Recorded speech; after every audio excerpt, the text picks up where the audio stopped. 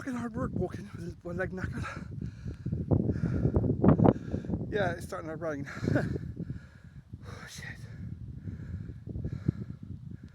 I would dread the thing was like down in the valley.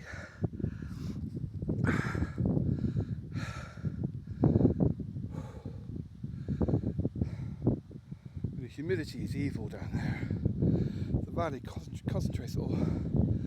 Anyway, takes your breath away up here. But compared to down there. One day I'll bring my inhaler. Ah, yeah, right.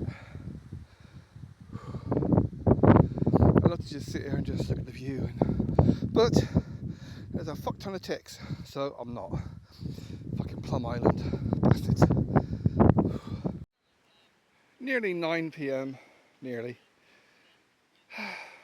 It took me a long time to do those noodles. But, you know, I won. I think I spent most of the time drying the wood out rather than anything else. It's just so damp everywhere. But, you know, it worked in the end. And the wind's picking up. Backpack dangling on the end. That's alright. Keep it dryish. Although it is water resistant. And might have a little wander before I crash for the night. As I didn't bring a book.